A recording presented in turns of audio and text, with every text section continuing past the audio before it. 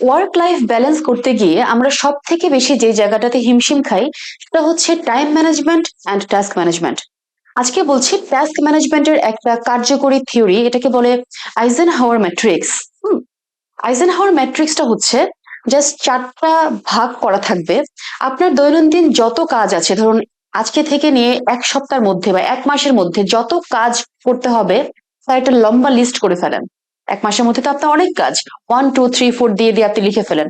বিলস দিতে হবে, বাচ্চার স্কুলে বেতন দিতে হবে, কোনো অফিসের কোনো ডেডলাইন আছে, কারোর সাথে প্ল্যানিং নিয়ে বসতে হবে, কয়েকটা ফোন কলস করতে হবে, ইমেইলে রিপ্লাই দিতে হবে, আরো কত কি, তাই না? বাসার বাজারের লিস্টও তার মধ্যে থাকতে পারে। সো এক মাসের মধ্যে বা 15 দিনের মধ্যে আপনাকে লং টার্মে কি কি কাজ করতে হবে, মেক এ লিস্ট। তারপর সেই লিস্ট গুলোকে আপনি প্রায়োরিটি বেসিসে সাজাবেন আইজেনহাওয়ার ম্যাট্রিক্স এর মাধ্যমে। প্রথম যে আপনার কর্নারটা, সেই কর্নারে বসবে মোস্ট ইম্পর্টেন্ট, মোস্ট আর্জেন্ট কাজগুলো, যেটা আপনাকে এখনই করতে হবে এবং সেটা খুব গুরুত্বপূর্ণ। মোস্ট ইম্পর্টেন্ট, মোস্ট আর্জেন্ট, যেটা আপনাকে এখনই করতে হবে। তারপরেরটাতে আসবে ইম্পর্টেন্ট বাট নট আর্জেন্ট, যে কাজটা আপনি এক সপ্তাহ পরে করলে চলবে, এটার জন্য আপনি স্ট্র্যাটেজিক প্ল্যানিং প্রয়োজন বা আপনি স্ট্র্যাটেজিক্যালি প্ল্যান করতে পারেন, বাট সেটা আর্জেন্ট বেসিসে এখনই করতে হচ্ছে না, সেটার লিস্ট কিন্তু আলাদা। হুম।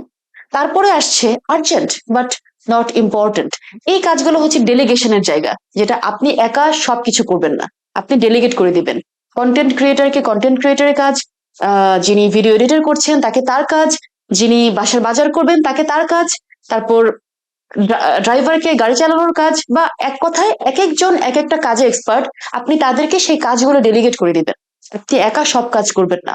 This are urgent but not important for you to do this. ঠিক আছে? লাস্টে আসছে নট ইম্পর্টেন্ট, নট আর্জেন্ট। বলেন তো সেটা কি? সেটা হচ্ছে সারাক্ষণ বসে বসে ইনস্টাগ্রাম বা ফেসবুকে রিলস দেখা। আমি জানি বিনোদনের একটা পার্ট আমাদের লাইফে থাকা প্রয়োজন, but these are not important, not urgent too. So এই চারটা ভাগে যখন আমরা আমাদের দৈনন্দিন কাজগুলোকে বা আহ মাসিক কাজগুলোকে গুছিয়ে ফেলবো, আমাদের সামনে ক্লিয়ার একটা পিকচার দাঁড়িয়ে যায় যে টাস্ক ম্যানেজমেন্ট কেমন হওয়া উচিত। Very good luck.